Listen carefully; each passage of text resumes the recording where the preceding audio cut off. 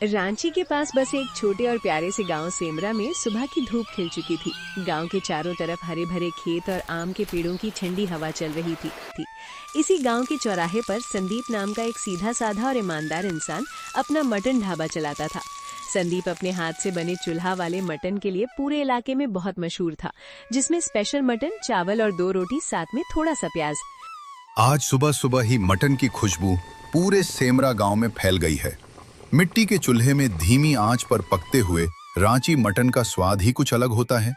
बस थोड़े से ताजे मसाले और डाल दूं ताकि ग्राहकों को असली रांची का स्वाद मिल सके। संदीप के ढाबे पर लोग दूर दूर से केवल उसके हाथ का मटन खाने के लिए आते थे। स्पेशल मटन, 2 रोटी, चावल और प्याज वाली थाली बहुत फेमस था। रघु हमेशा ताजे मांस और शुद्ध मसालों का ही इस्तेमाल करता था, जिससे उसका मटन बहुत स्वादिष्ट बनता था। तभी गांव का एक नियमित ग्राहक नीतीश वहां अपनी साइकिल से आकर रुकता है। नीतीश को संदीप के ढाबे का मटन बेहद पसंद था और वो रोजाना यहाँ खाने आता था। अरे वाह संदीप भाई, आज तो तुम्हारे मटन की खुशबू ने रास्ते में ही मेरी भूख बढ़ा दी। दूर से ही मसालों की इतनी लाजवाब महक आ रही थी कि मैं खुद को रोक नहीं पाया। आइए नीतीश भाई, आपके लिए तो हमेशा सबसे बेहतरीन और गर्मा गर्म मटन तैयार रहता है। ये देखिए, बर्तन में अभी अभी मटन पूरी तरह से पककर तैयार हुआ है। फिर तो जरा जल्दी से मेरे लिए एक थाली रांची स्पेशल मटन और गर्मा गर्म रोटियां लगा दो। आज तो पेट भरकर तुम्हारे हाथ का स्वाद चखने का मन बना कर आया हूँ। आप आराम से खटिया पर बैठिए, मैं अभी आपके लिए गर्मा गर्म रोटियां और मटन चावल लेकर आता हूँ। हमारे ढाबे पर आने वाले ग्राहकों की संतुष्टि ही हमारी सबसे बड़ी पूंजी है। उसके बाद संदीप अपने मुस्कुराहट नीतीश को अपना स्पेशल मटन प्लेट लगा दिया, जो बहुत स्वादिष्ट लग रहा था। ग्राहक अपना फटाफट मटन खाने लगता है। तभी संदीप का बेटा गगन, जो अभी अभी 12वीं कक्षा पास कर दुकान पर आया हुआ था, गगन पढ़ाई में बहुत तेज था और साथ ही वो बहुत चतुर और समझदार लड़का था। वो अपने पिता की मेहनत को समझता था और स्कूल के बाद अक्सर ढाबे पर उनकी मदद करता था। प्रणाम पिताजी, 12वीं कक्षा पास कर लिया। शिक्षक जी ने भी मेरी बहुत तारीफ की और मुझे कक्षा में सबसे होशियार बताया। जीते रहो मेरे लाल, तुम्हारी कामयाबी की खबर सुनकर मेरा दिल सच में खुश हो गया। तुम मन लगाकर पढ़ाई करो बेटा, तुम्हें बड़ा होकर एक बहुत बड़ा अफसर बनना है। आप अकेले थक जाते हैं, इसलिए मैं आपके सारे कामों को आधा कर दूंगा। यहाँ ढाबे पर तो मैं सब संभाल लेता हूँ, तुम्हें ज्यादा परेशान होने की जरूरत नहीं है। अरे पिताजी, मुझे आपके साथ मटन बनाना बहुत पसंद है। चलो, मैं भी आपकी मदद करता हूँ। तुम्हारे मटन के साथ तुम दोनों बाप बेटों की बातें भी बहुत मीठी हैं। पिता और बेटे की ये प्यारी बातचीत सुनकर वहाँ बैठे ग्राहक भी मुस्कुराने लगते हैं। गगन तुरंत अपने हाथ मुंह धोकर ढाबे के छोटे मोटे कामों में लग जाता है। वो ग्राहकों को पानी देना और खाली बर्तन धोना या करता था।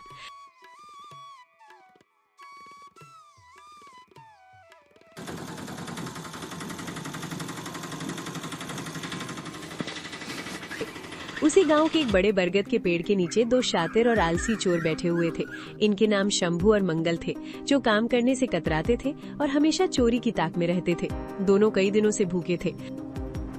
अरे मंगल, जरा अपनी नाक घुमाकर हवा में उड़ती हुई इस खुशबू को तो सूंघ।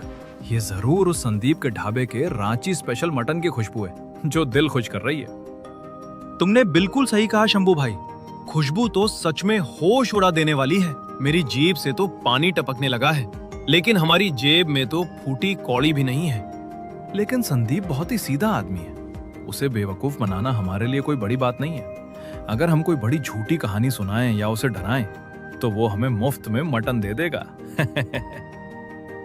चलो, कोई ऐसा नाटक रचते हैं जिससे उसका मटन भी मिल जाए और गल्ले के पैसे भी हाथ आ जाए। पर क्या करेंगे? हाँ, मेरे दिमाग में एक बहुत ही शातिर और मजेदार योजना आ रही है। हम गांव के नए फूड इंस्पेक्टर बनकर उसके ढाबे पर जाएंगे, उसे डराएंगे कि उसका मटन खराब है और उसके ढाबे को बंद करने की धमकी देंगे। डर के मारे वो हमें चुप रहने के लिए मुफ्त में खाना और बहुत सारे पैसे भी दे देगा। दोनों चोर अपनी इस चालाकी भरी योजना पर जोर जोर से हंसने लगते हैं। वे तुरंत अपने फटे पुराने कपड़ों को ठीक करते हैं और खुद को बड़ा अधिकारी दिखाने का ढोंग करते हैं। वे संदीप के सीधेपन का फायदा उठाने के लिए ढाबे की तरफ कदम बढ़ाने लगते हैं। उन्हें लग रहा था कि उनका ये झूठ उन्हें बिना किसी मेहनत के अमीर बना देगा। इधर ढाबे पर संदीप को अचानक याद आता है कि मटन के लिए कुछ खास रांची के मसाले खत्म हो गए हैं। उसे तुरंत गांव के मुख्य बाजार जाना था, जो वहां से थोड़ी दूरी पर था। गगन बेटा, मटन के लिए जो रांची वाले विशेष मसाले हैं वे पूरी तरह खत्म हो चुके हैं। मैं जल्दी से पास वाले बाजार जाकर वे मसाले खरीदकर आधे घंटे में वापस आता हूँ। तब तक तुम ढाबे पर ध्यान रखना और किसी अनजान व्यक्ति से ज्यादा बात मत करना। अगर कोई ग्राहक आए तो उनसे कहना कि पिताजी अभी कुछ ही समय में आने वाले हैं। आप बिल्कुल फिक्र मत कीजिए पिताजी, आप आराम से जाकर मसाले ले आइए। मैं यहाँ ढाबे का पूरा ख्याल रखूंगा और किसी भी चीज की कोई गड़बड़ी नहीं होने दूंगा। संदीप अपने बेटे चिंटू को ढाबे पर थोड़ी देर के लिए अकेले छोड़ने का फैसला करता है। वो गगन को समझाता है कि कोई भी ग्राहक आए तो उसे आदर के साथ बैठाना। अब ढाबे पर अब केवल गगन अकेला ही बैठा हुआ था और ग्राहकों का इंतजार कर रहा था। तभी शंभू और मंगल दूर से देखते हैं कि संदीप ढाबा छोड़कर कहीं बाहर चला गया है। अधिक संदीप बाजार की तरफ चला गया और उसका बेटा गगन है दुकान पर। चलो उसे जल्दी से बेवकूफ बनाते हैं। उनके लिए और भी आसान काम होगा। शंभू और मंगल अपने चेहरे पर झूठी गंभीरता और गुस्सा लेकर ढाबे के अंदर दाखिल होते हैं। ए लड़के, यहाँ का मालिक कहाँ है और ये कैसा धंधा ढाबा चला रहे हो तुम लोग? हम सरकारी खाद्य विभाग से आए बड़े इंस्पेक्टर हैं और इस ढाबे की जांच करने आए हैं। हमें खबर मिली है कि तुम्हारे ढाबे पर सड़ा हुआ मटन और खराब मसाले बेचे जाते हैं। जल्दी से अपने मालिक को बुलाओ, नहीं तो हम इस पूरे ढाबे को अभी सील कर देंगे। प्रणाम सर, मेरे पिताजी अभी कुछ जरूरी काम से बाहर गए हैं और थोड़ी देर में आते ही होंगे। हाँ छोटे, हमारी एक रिपोर्ट से तुम्हारा ये पूरा ढाबा हमेशा के लिए बंद हो सकता है। देखो, इस हांडी में जो मटन पक रहा है उसकी खुशबू ही हमें बहुत संदेहास्पद लग रही है। जांच के लिए हमें ये पूरा मटन खाना पड़ेगा और तुम्हारी रसोई की तलाशी लेनी होगी। चिंटू उनकी हरकतों को बहुत ध्यान से देख रहा था और उसे तुरंत कुछ अजीब महसूस हुआ। लेकिन आप लोग सरकारी अधिकारी हैं, तो आपके पास आपका पहचान पत्र जरूर होगा। सरकारी नियम के अनुसार जांच शुरू करने से पहले आपको अपना सरकारी कार्ड दिखाना होगा। चिंटू के मुंह से पहचान पत्र की बात सुनकर दोनों चोरों के चेहरे का रंग उड़ गया। वो समझ नहीं पा रहे थे कि ये लड़का इतनी समझदारी और निडरता से कैसे बात कर रहा है। शंभू ने बात को संभालने की कोशिश करके डराने लगा। तुम्हारी इतनी हिम्मत कि तुम बड़े अधिकारियों से उनका पहचान पत्र मांग रहे हैं? ये डायरी देख रहे हो ना, इसमें बड़े बड़े अपराधियों और धोखेबाजों के नाम लिखे हुए हैं। अगर मैंने तुम्हारा नाम इस सरकारी डायरी में लिख दिया तो पुलिस तुम्हें और तुम्हारे पिता को पकड़ ले जाएगी। चुपचाप जो कहा है वो करो, वरना अंजाम बहुत बुरा होगा। लेकिन गगन बहुत चतुर था। वो उनकी घबराहट को भांप चुका था और उनके झूठ को समझ गया था। अरे शंभू सर, इस बच्चे को कानून की समझ नहीं है, इसलिए ये इतनी बकवास कर रहा है। छोटे बच्चे, सरकारी अफसरों से बहस करना बहुत बड़ा जुर्म है और इसकी सजा जेल है। अरे सर, आप लोग तो नाराज हो गए। मैं तो बस सरकारी नियम की बात कर रहा था। अगर आप सचमुच बड़े अधिकारी हैं, तो आपको हमारे ढाबे का सबसे खास मटन चखना ही चाहिए। हमारे पास एक ऐसा मटन है जो केवल खास मेहमानों और बड़े अधिकारियों के लिए ही बनता है। मैं अभी रसोई से वह गुप्त बर्तन लेकर आता हूँ। आप दोनों कृपया यहाँ आराम से बैठिए। गगन मुस्कुराते हुए अंदर रसोई की तरफ जाता है और अपना दिमाग दौड़ाने लगता है। उसे पता था कि ये दोनों चोर हैं जो मुफ्त में खाने और पैसे लूटने के इरादे से आए हैं। जरूर मुझे बेवकूफ बनाकर यहाँ का सारा खाना खाना चाहते हैं। अभी इन लोगों को यहाँ का स्वादिष्ट मटन खिलाता हूँ, उसके बाद ही अपनी जिंदगी में कभी यहाँ मटन खाने नहीं आएंगे। रसोई में एक डिब्बे में बहुत ही तीखी और लाल भूत झोलियकिया मिर्च का पाउडर रखा हुआ था। चिंटू ने मटन की एक थाली निकाली और उसमें ढेर सारा तीखा मिर्च पाउडर मिला दिया। ये लीजिए सर, ये हमारे ढाबे का सबसे स्वादिष्ट, रांची का सबसे लजीज मटन है। इसे खाने के बाद बड़े बड़े अधिकारियों की आंखें खुल जाती हैं और वे खुश हो जाते हैं। आप दोनों इसे बड़े चाद से खाइए। दोनों ही कर मटन की थाली को देखकर बड़े ही खुश हो जाते हैं। वाह, दिखने में तो ये मटन बहुत ही स्वादिष्ट और लाजवाब लग रहा है। मंगल, देखा, मेरी चालाकी काम कर गई और इस बच्चे ने डर के मारे हमें खास मटन परोस दिया।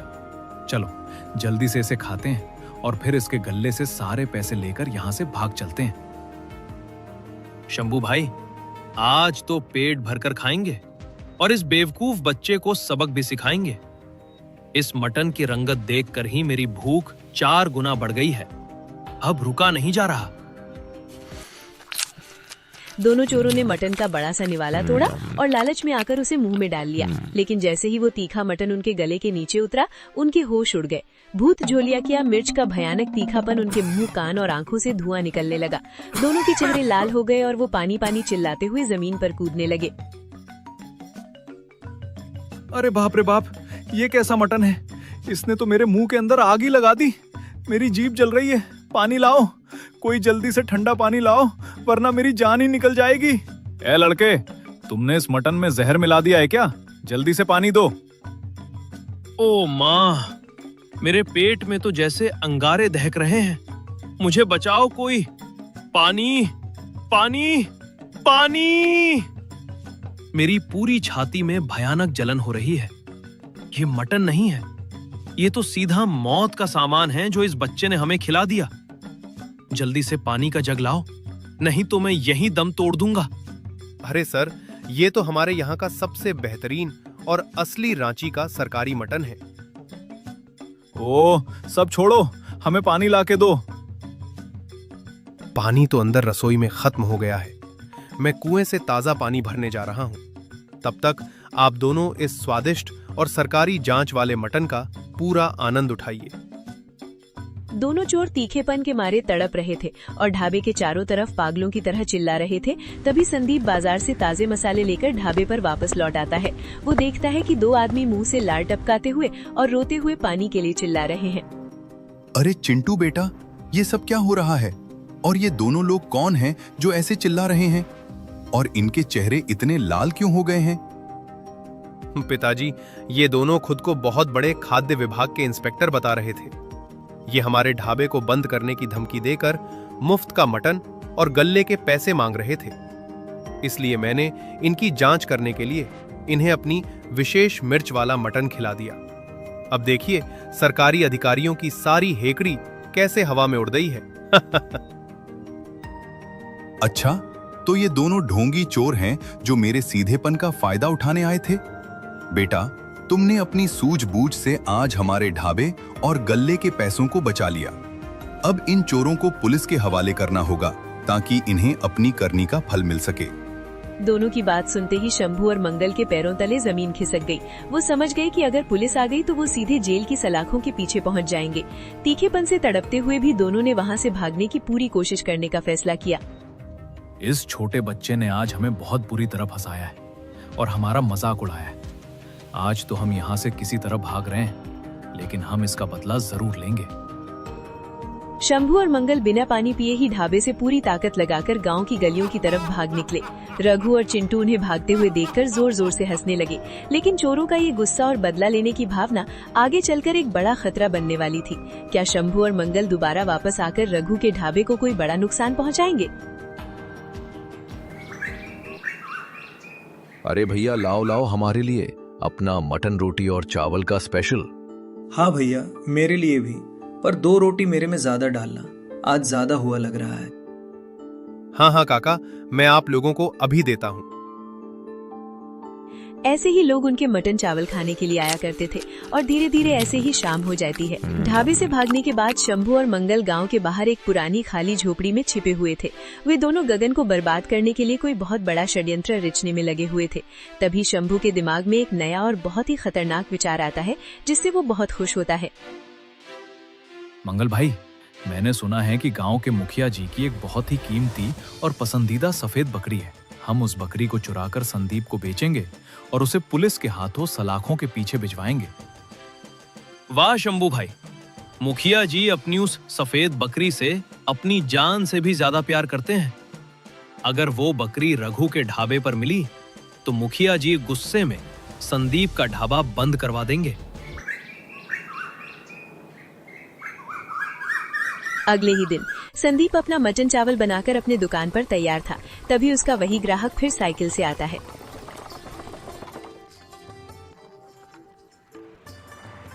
अरे संदीप, मुझे मेरे स्वादिष्ट मटन और चावल तो इससे पहले ये बताओ कल मैंने सुना तुम्हारे यहाँ कोई चोर नकली फूड इंस्पेक्टर बनकर आए थे।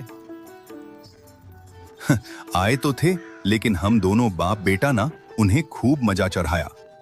ठीक है, थोड़ा बच के रहना। बात ही करते रहेंगे कि मुझे अपना मटन रोटी खिलाओगे।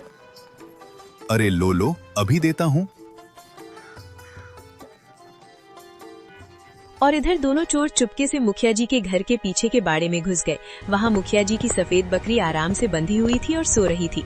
दोनों चोरों ने उसे बकरी को चुराया, उसे बाहर निकाल लिया। बकरी को दोनों चोर दूर ले आए। हम बकरी तो ले आए, लेकिन संदीप तो बहुत समझदार है। वो मुखिया जी की सफेद बकरी को तुरंत पहचान जाएगा। बिल्कुल सही कहा मंगल। इसके लिए मैंने एक बहुत ही बढ़िया तरीका सोच लिया है। इसे हम रंग लगाकर काला कर देते हैं। उस संदीप को लगेगा कि ये रांची के पहाड़ों की कोई खास नस्ल वाली काली बकरी है। उसके बाद दोनों चोरों ने मिलकर उसे बकरी को काले रंग का कर दिया। अरे वाह शंभू भाई, अब तो ये सफेद बकरी बिल्कुल कोयले की तरह काली दिख रही है। कोई सपने में भी नहीं सोच सकता कि ये वही मुखिया जी की सुंदर और सफेद बकरी है। उसके बाद दोनों ही चोरों से बकरी को लेकर संदीप के ढाबे पर जाते हैं। इधर संदीप और चूल्हे पर मटन पकाने की तैयारी कर रहा था। तभी शंभू और मंगल फटे पुराने कपड़े पहनकर वहां पहुंचते हैं। राम राम संदीप भाई, हम पास के पहाड़ी गांव से आए हैं और बहुत बड़ी मुसीबत में फंसे हैं। राम राम, कैसे मुसीबत बताइए?